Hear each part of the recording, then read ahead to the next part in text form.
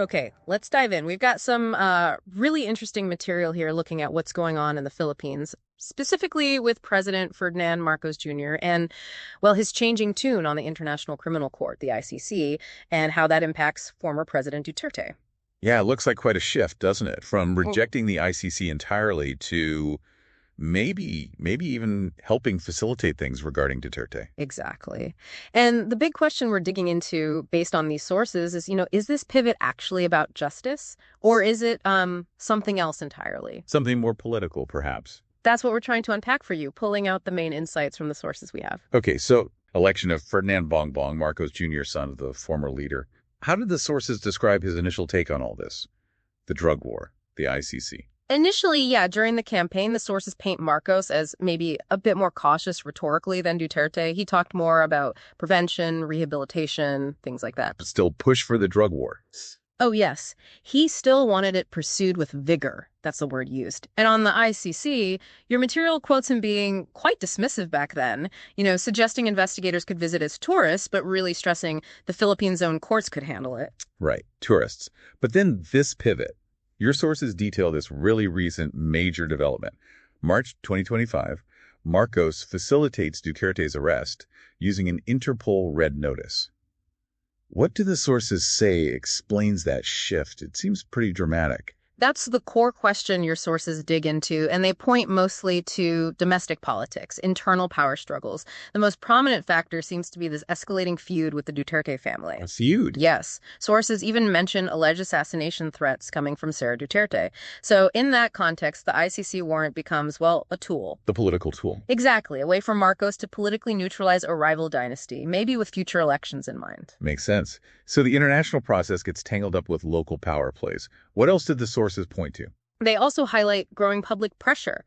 There was a 2025 survey cited showing 51% Filipino support for holding Duterte accountable. Okay, so public opinion shifted too. Seems like it. And using Interpol was also strategic. It allowed Marcos to frame it more like complying with an international legal notice. Rather than directly cooperating with the ICC itself. Precisely. Which could, maybe soften the blowback from Duterte loyalists. Your material also briefly mentions the EU's GSP plus trade privileges. Ah, the trade deals often linked to human rights reviews. Right. They suggest it kept some level of human rights scrutiny on the administration, but the sources imply it was kind of a minor factor compared to the big domestic political battles. Okay, so Duterte's facing the ICC process, driven largely by these political shifts, according to your sources. But what about the drug war now, under Marcos? Has the violence stopped? Changed? That's where the sources raise some serious concerns about continuity, despite the change in rhetoric. Data cited from groups like the Dahas Project, it's in your sources, reports 928 drug-related deaths by March 2025 under Marcos. 928. And that averages out to around 0.8, maybe 0.9 deaths per day, which, the sources note, is remarkably similar to the average rate in Duterte's final year. Similar to Duterte's final year. That's quite something. It is. And the sources also flag a shift in how killings are reported more attributed now to unidentified gunmen. Plus, alongside this, there's a huge surge in raids and arrests, like 122% and 114% increases compared to Duterte's early years. Or maybe rebranding rather than real reform. That's what the sources seem to imply, yeah. So Marcos Jr.'s shift on the ICC, it's not really being presented as like a sudden embrace of international law. No, it's framed much more as, well, politically motivated. Self-preservation, consolidating power. Politically motivated self-preservation. Okay, so what do the sources say is the main reason for that, the primary catalyst? Well, the biggest factor highlighted, really, is this intense political feud that's basically blown up between the Marcos Jr. and Duterte families. The sources talk about how that alliance they had, it pretty much collapsed by 2024. You had impeachment threats flying around, corruption probes. It got messy. Real power struggle. Absolutely. And the strategic goal, as the sources see it, is basically to neutralize the Duterte dynasty, specifically before those crucial 2025 midterm elections. Yeah. It's about Marcos shoring up his own position. And does public opinion factor in? Does it give him some cover? It seems so. The sources mentioned surveys showing about 51% of Filipinos actually supported holding Duterte accountable. So that gives Marcos a kind of domestic justification, tap into that anti-Duterte feeling. And the timing, it lines up almost perfectly with this political fight heating up. That's presented as key evidence. Interesting. And you mentioned he didn't fully embrace the ICC initially. Something about Interpol. Yeah, and the sources note he first talked about cooperation in terms of like Interpol warrants. It's a bit of a technicality, allows him to look cooperative internationally without, fully endorsing the ICC itself, kind of hedging his bets maybe. So that whole international compliance angle is seen more as convenient, a facade almost. That's exactly how the sources frame it. Look, Marcos Jr. used to call the ICC a threat to sovereignty, right? Right. This change only really happens when the domestic fight with the Dutertes becomes critical. So it looks very selective. And crucially, the sources stress this point. The ICC's jurisdiction only covers crimes up until 2019. That's when the Philippines withdrew. Ah, okay. And why is that so important? Because it means Marcos Jr. himself is essentially shielded from the ICC investigating anything that's happened under his administration since he took office. So it's a very specific scope. Very specific. And despite this sort of international nod, the sources say there hasn't been much real domestic human rights reform happening on the ground. Okay, besides the domestic politics, do the sources touch on maybe geopolitical reasons, Western allies, that sort of thing? Briefly, yeah. The material suggests that playing nicer with the ICC does help his image with, say, the U.S. and the EU, useful for geopolitics, especially with things like the South China Sea. And domestically, well, it's a good distraction from, falling approval ratings or economic problems. But the sources really emphasized the domestic political fight as the main driver. The EU tried stuff, GSP Plus, as mentioned as background, but not the primary cause. Got it. Now, this is really crucial, the stuff in the sources about Marcos Jr.'s own drug war record. What's the picture there? Well, the sources are quite clear that the drug-related killings have continued, sadly. Monitoring groups tracked around 900 deaths by early 2025 under his administration. But there's a shift noted in who's doing the killing. Fewer police operations cited, more unidentified gunmen. Suggesting a change in tactics, maybe? Not an end to it. That's what the sources imply, yeah, a change in method rather than substance.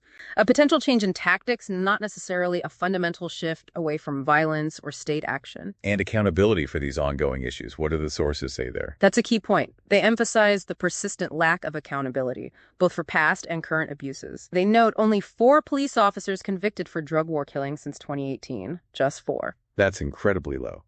And Marcos' official strategy, this ADS thing the sources mentioned, it gets criticized as mostly just like rebranding. Because look at the numbers.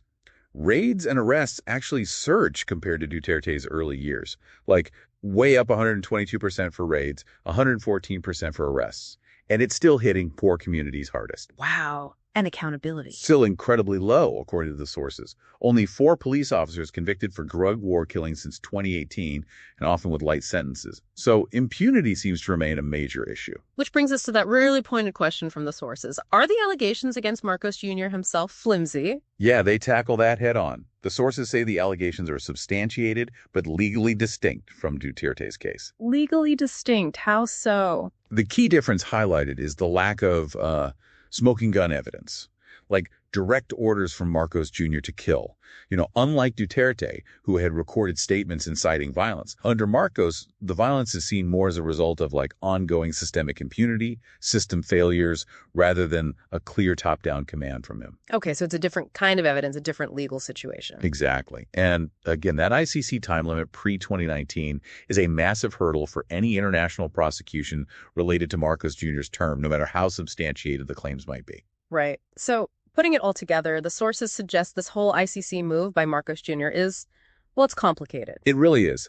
The conclusion for the material is that this was fundamentally a strategic, not moral shift. It's described using terms like opportunistic, even Machiavellian, driven mostly by politics, survival, beating the Dutertes, looking good to allies, using that anti-Duterte move. And not primarily driven by fear of his own record being scrutinized by the ICC. Apparently not, no. Largely because, one, the evidence against him, as described in the sources, doesn't quite meet that specific legal bar that Duterte potentially faces with the ICC.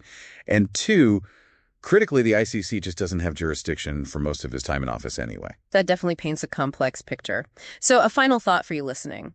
As you think about everything we've just unpacked from these sources, what does it really tell you about the immense difficulties in actually achieving justice and accountability when they get tangled up in these really intense, high-stakes political power games? Does facilitating the arrest of a former leader, like your sources describe, truly signal a turning point towards real human rights accountability in the Philippines? Or is it perhaps, as these sources heavily suggest, mainly a strategic political play to consolidate power, leaving those deeper systemic problems of drug war, violence, and impunity largely untouched? So, wrapping this up based on your sources, we see a complex picture, an international process moving against a former president, maybe pushed forward by domestic politics, while the underlying violence and, crucially, the lack of accountability on the ground seem to be continuing under the current administration.